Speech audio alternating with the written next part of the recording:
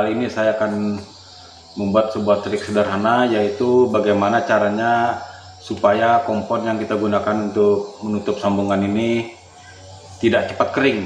Sebagaimana kita ketahui ya, bahwa kompon itu paling lama bertahan 10 menit. Itu paling lama tuh 10 menit yang ada di kita punya tangan. Ini kita pakai untuk mengoles ya ke dinding. Nah, yang ada di tangan ini itu paling tidak bertahan tuh sekitar 9 atau 10 menit. Itu sudah menjadi keras, teman-teman. Nah, apalagi yang kita aplikasikan ke dinding, kalau kita sudah menempelkannya ke dinding ini ya, kita lapkan ke dinding, itu dalam tempo 1 atau 2 menit itu sudah menjadi keras. Nah, jadi sangat cepat dia kerasnya. Jadi saya akan menggunakan sebuah trik sederhana, yaitu saya menggunakan bumbu dapur ya, yang biasa kita sebut petsin atau mecin, teman-teman. Dan fungsi daripada petsin ini adalah hanya menunda supaya dia itu tidak terlalu cepat keras. Mungkin selisihnya tidak terlalu jauh.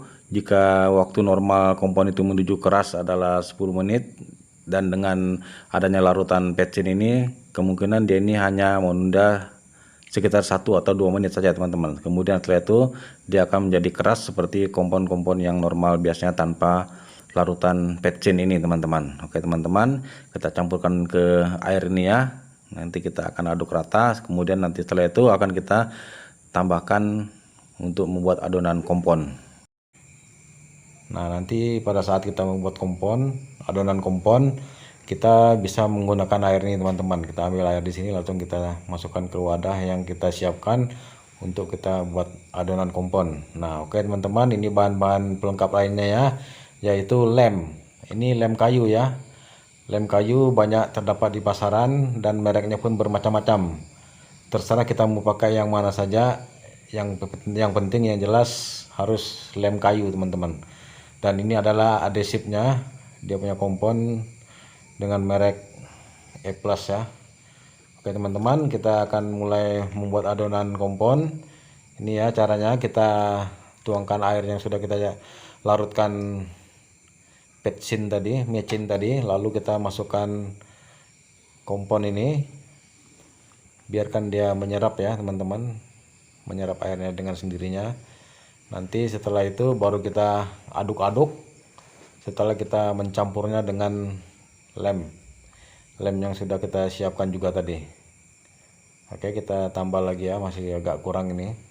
Kita membuat adonan ini tidak perlu terlalu banyak ya teman-teman, karena kita ini kerjanya sendiri.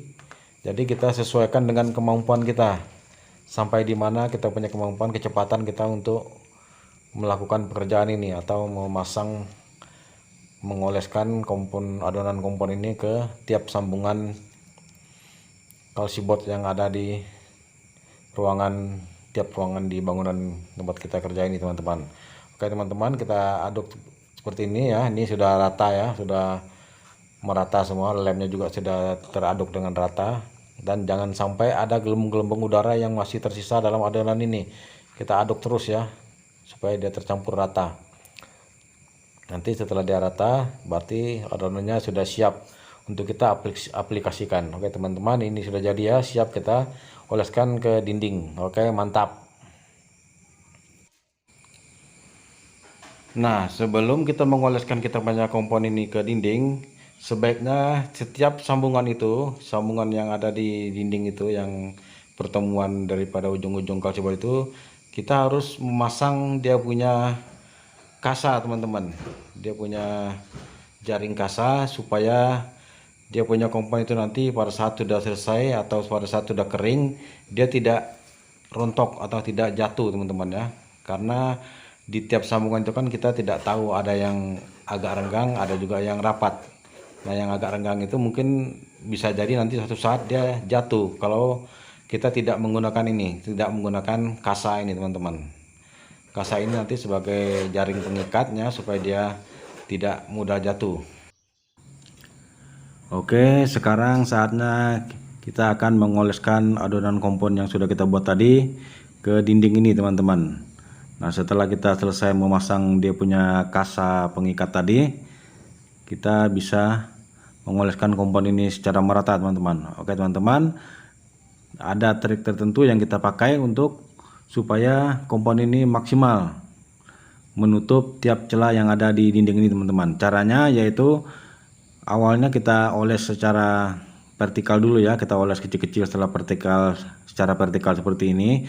Kemudian nanti setelah dia penuh, sudah dia terisi semua rongga-rongga tiap sambungan itu, barulah kita bisa menariknya secara horizontal teman-teman, seperti ini. Ini jika sambungan kalsibot ini berada secara horizontal seperti ini teman-teman, seperti yang saya sedang kerjakan ini. Nah, kalau dia tegak lurus, kita juga bisa menyesuaikan cara mengolesnya teman-teman. Oke, beginilah trik sederhana bagaimana caranya mengaplikasikan atau mengoleskan kompon ke dinding kalsibot ini teman-teman, supaya dia maksimal. Bisa kita gunakan trik ini teman-teman ya. Kita oleskan secara vertikal dulu, kemudian lalu kita tarik secara horizontal seperti ini teman-teman. Barulah nanti dia terlihat rapi dan tidak terlihat lagi sambungannya sama sekali ya. Tiap sambungan itu nanti pasti akan tertutup dengan sangat rapi teman-teman. Oke teman-teman, terima kasih telah mengikuti video tutorial sederhana saya ini. Kiranya video ini bisa memberikan manfaat, bisa memberikan wawasan dan juga ilmu pengetahuan bagi kita semua. Mari dukung terus channel ini agar bisa berkembang dan memberikan hal-hal yang bermanfaat yang ada di sekitar kita, terutama dalam dunia petukangan teman-teman. Oke teman-teman, jika kalian suka silahkan like dan komentari video ini dan jangan lupa subscribe-nya. Oke, sampai jumpa lagi di video-video saya berikutnya yang akan mengungkapkan trik-trik sederhana dalam dunia pertukangan. Oke, sampai jumpa.